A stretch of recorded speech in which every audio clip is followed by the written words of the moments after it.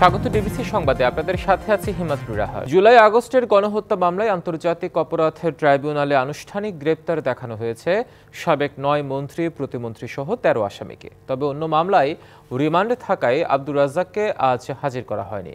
কেরানীগঞ্জের ঢাকা কেন্দ্রীয় কারাগার থেকে সকালে ট্রাইব্যুনাল আনা হয় সাবেক মন্ত্রী আনিসুল হক, ফারুক খান, দীপু মনি, রাশেদ খান মেনন, হাসানুল হক ইনু, গোলাম দস্তগীর গাজী, শাহজাহান খান, সাবেক প্রতিমন্ত্রী কামাল আহমেদ মজুমদার ও জুনায়েদ আহমেদ পলক, সাবেক প্রধানমন্ত্রীর উপদেষ্টা সালমান এফ রহমান, তৌফিক ইলাহি চৌধুরী, আপিল বিভাগের অবসরপ্রাপ্ত বিচারপতি শামসুদ্দিন চৌধুরী মানিক এবং সাবেক স্বরাষ্ট্র সচিব জাহাঙ্গীর আলমকে গেল ২৭শে অক্টোবর তাদের ট্রাইব্যুনালে হাজির করার আবেদন করা হয়।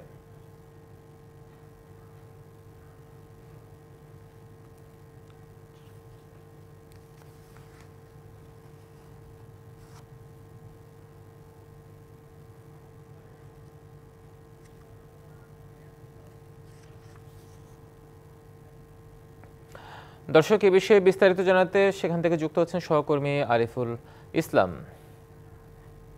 আরিফ, তাদের ট্রাইব্যুনালে নেয়ার পর সেখানে কোনো তথ্য পেয়েছেন কিনা, তাদের জিজ্ঞাসাবাদ বা হাজিরার ব্যাপারে বিস্তারিত কোনো তথ্য আছে কিনা আপনার কাছে এখন পর্যন্ত?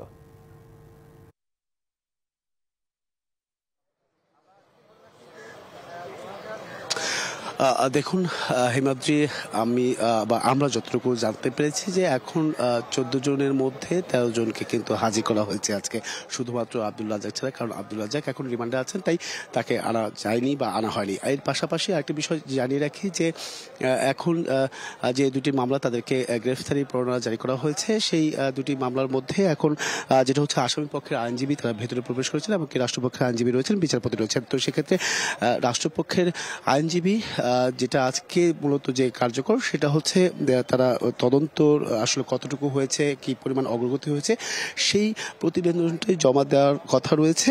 এটা হচ্ছে রাষ্ট্রপক্ষের আইনজীবীর পক্ষ থেকে সেটা কিন্তু জমা দেওয়া হবে।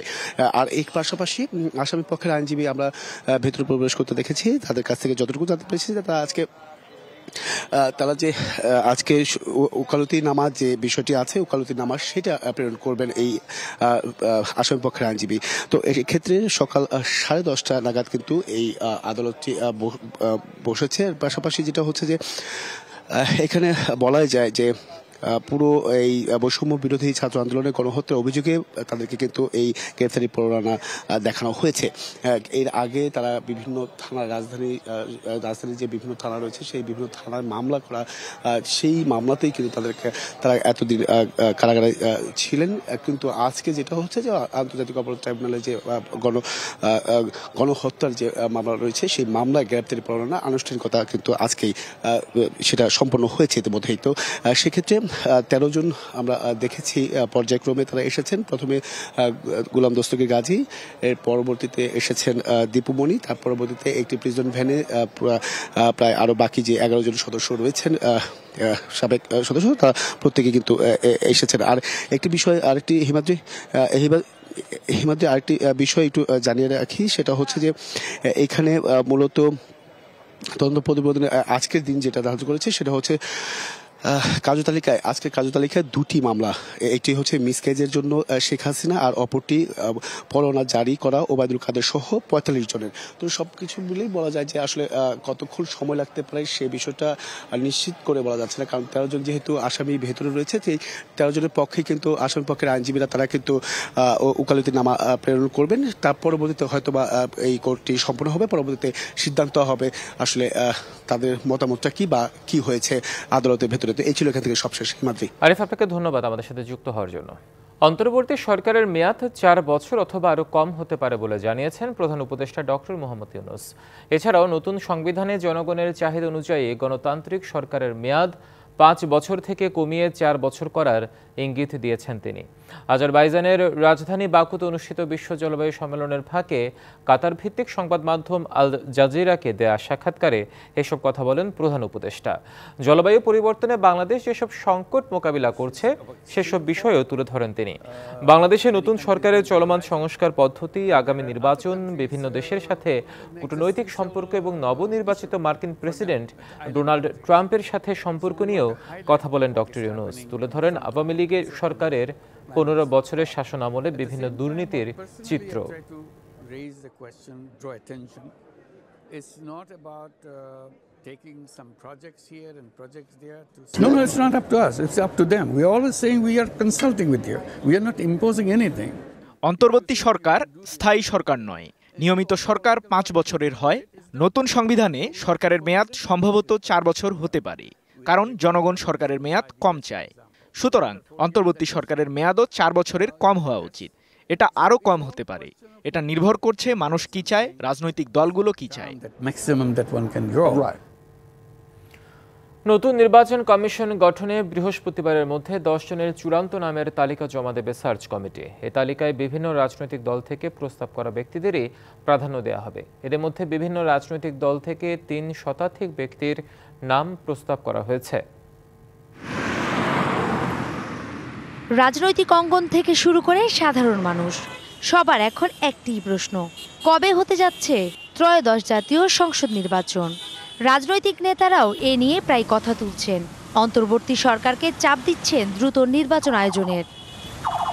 অন্তর্বর্তী সরকারও বলছে প্রয়োজনীয় সংস্কার কাজ শেষ করেই দ্রুত নির্বাচন দিতে চায় তারা। নতুন নির্বাচন কমিশন গঠনে এরই মধ্যে সার্চ কমিটির কাছে নাম প্রস্তাব করেছে রাজনৈতিক দলগুলো। সার্চ কমিটিতে যাদেরকে যুক্ত করা হয়েছে তারা অত্যন্ত সম্মানিত ব্যক্তি, রাজনৈতিক দল এবং পেশাজীবী সংগঠন, এমনকি ব্যক্তির কাছ থেকেও তারা নাম আহ্বান করেছে নির্বাচন কমিশনে নিয়োগ দেওয়ার জন্য। তো আমি আশাবাদী যে তারা সঠিক ব্যক্তিদেরকেই তারা খুঁজে বের করবেন। বিএনপির পক্ষ থেকে 10 জন ও জামাত 8, নাগরিক ঐক্য 5 এবং গণ অধিকার পরিষদ 10 জনের নামের তালিকা দিয়েছে। নাগরিক ঐক্য বলছে আওয়ামী লীগের সুবিধাভোগী কেউ যেন নির্বাচন কমিশনে ঢুকতে না পারে, সেদিকে সবার সতর্ক থাকতে হবে। প্রশাসন গত 15 বছরে যেটা তৈরি হয়েছে এর মধ্যে দাঁতি বসাতে পারছে না নতুন সরকার, কারণ ডাউন দ্য লাইন 15 বছরে যে জিনিসটা তৈরি করেছে সেখানে অন্তত 5টা-6টা স্তর পর্যন্ত এগুলোই আছে। সবার স্বার্থের বা সবার আশাকাঙ্ক্ষার প্রতিফলন যেন তারা করতে পারেন। নিজ দলের সাথে সংশ্লিষ্ট কারো নাম প্রস্তাব না করতেই রাজনৈতিক দলগুলোর প্রতি আহ্বান গণ অধিকার পরিষদের। ভালো নির্বাচন একটা ভালো নির্বাচন কমিশন।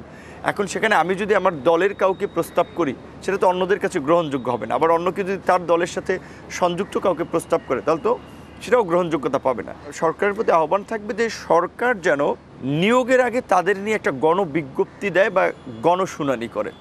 অসমর্থিত সূত্রে জানা গেছে নতুন সিইসি হওয়ার সম্ভাব্য তালিকায় আছেন সাবেক সিনিয়র সচিব শফিকুল ইসলাম, এএমএম নাসির উদ্দিন, আবু আলম শহীদ খান, মহিবুল হক এবং কমিশনের সাবেক অতিরিক্ত সচিব মোহাম্মদ জকারিয়া। নূপুর মাহমুদ, ডিবিসি নিউজ, ঢাকা। প্রায় 4 ঘন্টা পর নারায়ণগঞ্জের সোনারগাঁওয়ের মেঘনা গ্রুপের টিস্যু কারখানার একটি ভবনের আগুন নিয়ন্ত্রণে এসেছে। সোমবার সকাল 9টার দিকে আগুন নিয়ন্ত্রণে এসেছে বলে জানায় ফায়ার সার্ভিস। এর আগে ভোর 5টার দিকে উপজেলার পিরোজপুর ইউনিয়নের ঝাউচর এলাকায় কারখানার গুদামে আগুন লাগে। খবর পেয়ে একে একে ঘটনাস্থলে পৌঁছায় ফায়ার সার্ভিসের 12টি ইউনিট। প্রায় 4 ঘন্টার চেষ্টায় আগুন নিয়ন্ত্রণে আসে। তাৎক্ষণিকভাবে হতাহতের খবর ও ক্ষতির পরিমাণ জানা যায়নি।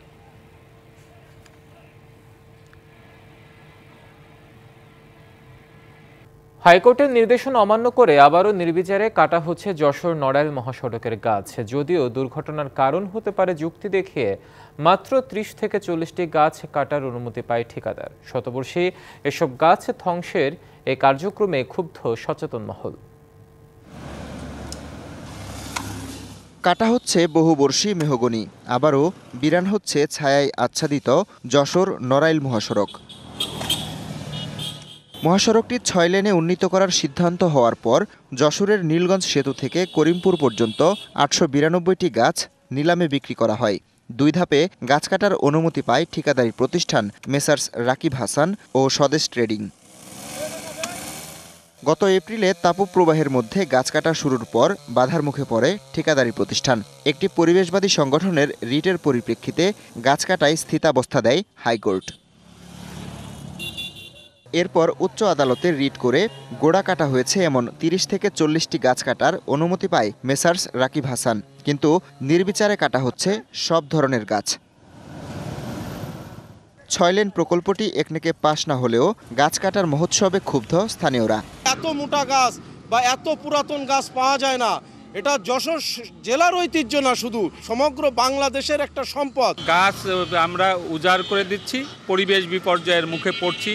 এই গত এপ্রিল মে মাসেই আমরা তাই যশোরবাসী হারে হারে টের পাইছি, তারপরেও সেই একই কাজ চলছে। খুলনা রোড খালি, ঝিনেদা রোড খালি, এখন নড়াইল রোড সেই গাছকে করে ধরেছে। দ্রুত হস্তক্ষেপ করা উচিত, তা না হলে স্বভাবতই মানুষের যে বিক্ষোভ, সেই বিক্ষোভই হবে এবং এই সরকারের ভাবমূর্তি ক্ষতিগ্রস্ত হবে। প্রশাসন বলছে চিহ্নিত গাছের বাইরে কোনো গাছ কাটা হলে ব্যবস্থা নেওয়া হবে। যদি নিষেধাজ্ঞা থাকে উপযুক্ত আদালত থেকে এবং তারপরেও যদি সেটা গাছ কেটে ফেলে, তাহলে তো সেটা আদালত অবমাননার একটা কাজ করেছে তারা। তা আমরা এটা জেনে এটা আমার পরবর্তী ব্যবস্থা নেব। আদালতের নির্দেশনা অমান্য করায় ঠিকাদারের বিরুদ্ধে ব্যবস্থা নেওয়ার দাবি স্থানীয়দের। DBC news desk. অগ্রহায়ণে শীতের আমেজ শুরু হয়েছে চুয়াডাঙ্গায়। ভোর থেকে কুয়াশায় ঢাকা থাকছে চারপাশ, তবে বেলা বাড়ার সাথে সাথে সূর্যের দেখা মিলছে এ জেলায়। সোমবার সকাল 6টায় চুয়াডাঙ্গার সর্বনিম্ন তাপমাত্রা রেকর্ড করা হয় 14.5 ডিগ্রি সেলসিয়াস। এ সময় বাতাসের আর্দ্রতা ছিল শতকরা 97%। তবে বিকেলের পর আবারও কমে যাচ্ছে তাপমাত্রা। পৌষ ও মাঘ মাসের অধিকাংশ দিনেই দেশের সর্বনিম্ন তাপমাত্রা থাকে চুয়াডাঙ্গায়, কিন্তু এবার একটু আগে ভাগে শীতের আমেজ দেখা যাচ্ছে।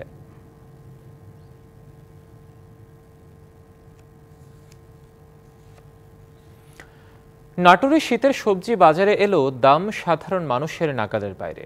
আলু, পেঁয়াজ সহ সব ধরনের সবজির দাম এখন আকাশ ছোঁয়া। সরবরাহ কম থাকায় বাজার দর ঊর্ধ্বমুখী বলে জানান বিক্রেতারা। অন্যদিকে বাজার তদারকি করে নিত্যপণ্যের দর নিয়ন্ত্রণে আনার দাবি সাধারণ ক্রেতাদের।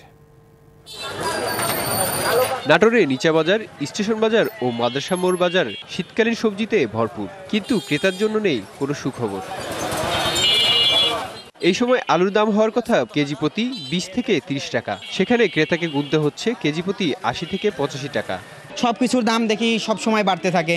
এই যে আলুর কেজি এখন 70 টাকা, যে আলুর হওয়ার কথা ছিল 20 থেকে 40 টাকা কেজি। তরকারি মাছের সব দাম বেশি, আমরা গরিব মানুষ কিনতে পারি না, কিভাবে চলি? আলুর মজুদ থাকার পরও কৃত্রিম সংকট তৈরি করে দাম বাড়ানোর অভিযোগ হিমাগার মালিক, মজুদদার ও আড়তদারদের বিরুদ্ধে। বিছন লাগাচ্ছে, এজন্য বিছনের দাম বেশি, কারণ এখন আলু তো আর নতুন এখন নাই। এটা নিয়ে ঊর্ধ্বতম কর্তৃপক্ষ যারা আছে তারা যদি এই সুদৃষ্টি দেয় যে ইনকাম, এই ইনকামের উপরে যেন চলতে পারি। এছাড়া ফুলকপি, বাঁধাকপি 80 থেকে 100 টাকা, সিম 100 থেকে 120 টাকা, অন্যান্য সবজি 70 থেকে 80 টাকা কেজিতে বিক্রি হচ্ছে। সিম 80 টাকা কেজি কিনা 100 টাকা কেজি বেচিচ্ছি। আমদানির উপরে নির্ভর করে, যেদিন আমদানি বেশি সেদিন কমে যায়, আবার বাইরে যায়। তবে বিক্রেতারা বলছেন ভিন্ন কথা। এক সপ্তাহের ব্যবধানে সবজির দর কেজিতে কমেছে 10 থেকে 20 টাকা। শীতের সবজি আস্তে আস্তে আমদানি হচ্ছে, দামও কমতেছে। বেগুনটা আস্তে আস্তে উঠতেছে, বেগুন ছিল 80-100, এখন 50-60 বেগুন নামছে। বাজার তদারকির মাধ্যমে বাজার নিয়ন্ত্রণের দাবি ক্রেতাদের। DBC news desk. নাফ নদী সীমান্ত দিয়ে রোহিঙ্গা অনুপ্রবেশ ও মাদকসহ চোরাচালান রোধের অজুহাতে 7 বছর ধরে মাছ শিকারে চলছে নিষেধাজ্ঞা। এতে বিপাকে টেকনাফের 6,000-এর বেশি জেলে। জীবিকায় হাত না দিয়ে সীমান্তে টহল জোরদার করার দাবি তাদের। দমন-পীড়নের মুখে প্রাণ বাঁচাতে 2017 সালে মিয়ানমার থেকে নাফ নদী পাড়ি দিয়ে বাংলাদেশে আশ্রয় নেয় 12 লাখের বেশি রোহিঙ্গা। এরপর রোহিঙ্গাদের ভার সামলাতে সতর্ক হয় তৎকালীন সরকার। সিদ্ধান্ত হয় সীমান্তে নিরাপত্তা জোরদারের। মাদক চোরা কারবার ও রোহিঙ্গা অনুপ্রবেশে সহযোগিতার অভিযোগে নাফ নদীতে মাছ শিকারে নিষেধাজ্ঞা দেওয়া হয় দেশীয় জেলেদের। জেলেদের অভিযোগ, এতদিন শুধু তাদের রোজগারি বন্ধ হয়েছে, ঠেকানো যায়নি অনুপ্রবেশ বা চোরা কারবারি। 6,000-এর বেশি জেলের জীবিকার কথা মাথায় রেখে নিষেধাজ্ঞা প্রত্যাহারের দাবি তাদের। 8 বছর পর্যন্ত রোহিঙ্গা পারানোর কারণে আমাদের নাম নদী বন্ধ হয়ে গেছে। অনেক গরিব দুঃখী লোক তাহলে খাওয়া দাওয়া করতে পারি না, চুরি করে যা গিলে আটকে যায়, না হলে বিজিবির হাজে আটকে, না হলে মায়ের মারা হাজে আটকে। আসল হাজে দাবি জানি না, আর নাম নদী খোলা দিলে আর ভীষণ খুশি। এদিকে মিয়ানমারে যুদ্ধাবস্থা চলমান থাকায় জটিল হয়েছে পরিস্থিতি। বাংলাদেশের জেলেরা আইন শৃঙ্খলা বাহিনীর চোখ ফাঁকি দিয়ে নাফ নদীতে মাছ ধরতে যায়, এ বিষয়ে সকলকে সতর্ক থাকার জন্য বিজিবির পক্ষ থেকে অনুরোধ করা হয়েছে। আমরা অনেক টহল বাড়িয়েছি, একই সাথে এখানে যারা বোট মালিক সমিতি আছে তাদেরকে আমরা বারবার বলছি যে ওনারা যেন সাবধানতা অবলম্বন করেন। উপজেলা প্রশাসন বলছে জেলেদের দাবি নিয়ে দেওয়া স্মারকলিপি পাঠানো হয়েছে মন্ত্রণালয়ে। আমরা যেটা ওনাদের যে চাহিদাটা ছিল আমাদের কাছে স্মারকলিপি যে দিয়েছিল সেটা আমরা স্বরাষ্ট্র মন্ত্রণালয়ে পাঠিয়েছি এখন সরকার সিদ্ধান্ত নেবে আর কি, যেটা আসলে কবে চালু করবে। অনুপ্রবেশ বা চোরাকারবারি রোধে জেলেদের রোজগার বন্ধ না করে সীমান্তে টহল জোরদারের দাবি স্থানীয়দের। DBC news desk. সংবাদে এই ছিল এখনকার মতো। ডিবিসি নিউজের সংবাদগুলো পড়তে ভিজিট করুন dbcnews.tv, ভিজিট করুন ডিবিসি নিউজের ফেসবুক পেজ এবং ইউটিউব চ্যানেল। সঙ্গে থাকুন।